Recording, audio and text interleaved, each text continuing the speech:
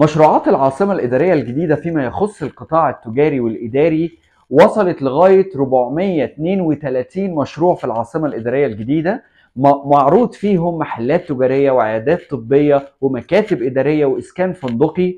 والقطاع السكني تجاوز ال 62 مشروع متقسمين لثلاث نماذج: مطورين ملتزمين بجدول الزمني للإنشاءات، ومطورين مش ملتزمين وعندهم تأخيرات وخدوا مهل كمان، ومطورين لسه ما بنوش وبيدوروا على شراكة معاهم. ده يخليك انت كعميل ما تستعجلش في الاستثمار بطريقة عشوائية بدون دراسة. اتكلمنا في فيديو قبل كده عن طريقة انك تدخل العاصمة الإدارية الجديدة وتستثمر، لكن خليني في الفيديو ده انوه لحضرتك على كذا نقطة. ما تستعجلش، سيبك من اللي بيقول لك اللونش، الحق اللونش، الحق الخصم، الحق اللونش. صدقني معظم الشركات اللي بتبيع في العاصمة الإدارية الجديدة باستثناء شركة او اتنين بعد اللونش بتطرح كتير، وبيبقى في عملاء بتدخل اللونش وما بتقدرش تكمل لان هي بتكتشف الاسعار والمساحات اللي كانت بتحجز عليها ما بقتش هي نفس الاسعار ونفس المساحات.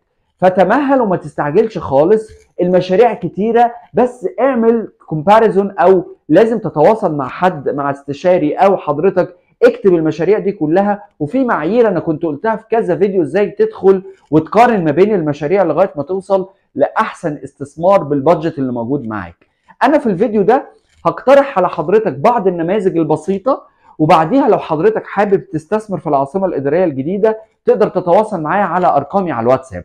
أول حاجة زي ما قلت لحضرتك، القطاع التجاري والإداري المشاريع كتيرة متقسمين: الحي المالي، الداون تاون، الام يو 7، الام يو 23، والستريبات مول اللي موجودة في المناطق السكنية. كل ده في إداري وتجاري، بيتصنفوا بيتقسموا على حسب. أنا نصيحتي ليك عشان تاخد مكتب إداري مميز كويس ابتدي ادخل من 2 مليون 500 3 مليون، ده بداية عشان تدخل تاخد مكتب إداري كويس. البادجت دي أو أقل من كده ما تاخدش في العاصمة الإدارية الجديدة لأنك هتاخد حاجات غير مميزة. فلا، خلي فلوسك في البنك أفضل. أدي رقم واحد.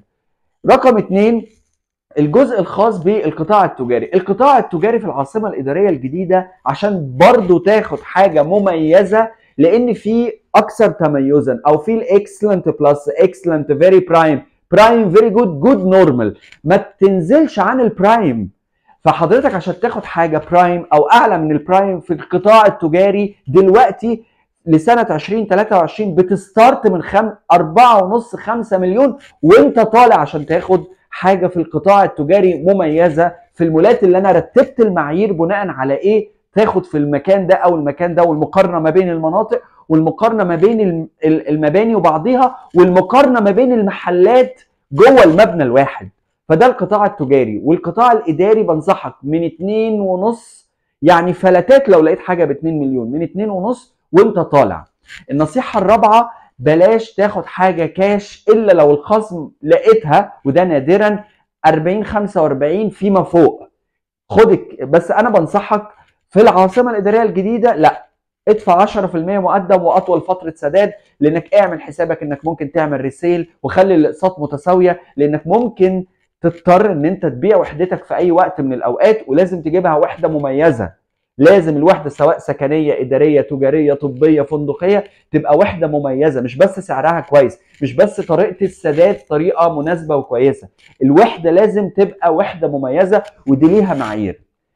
النصيحة الأخيرة، حاول على قد ما تقدر في إن أنت لما تاخد مع مطور تتأكد تماما من موقفه جوه شركة العاصمة، والاوراق القانونيه بتاعته تبقى مميزه، تبقى ما فيهاش اي مشاكل وهو داخل، حتى لو مش معاه رخصه او قرار وزاري على الاقل تبقى اوراقه ما فيهاش اي مشاكل داخل شركه العاصمه الاداريه الجديده.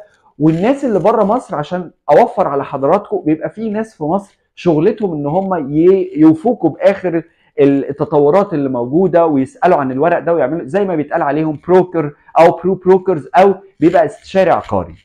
طبعا في اي استفسارات خاصه بمشاريع العاصمه الاداريه الجديده او كيفيه الاستثمار في العاصمه الاداريه الجديده تقدروا تتواصلوا معايا على ارقامي اللي على الواتساب. شكرا.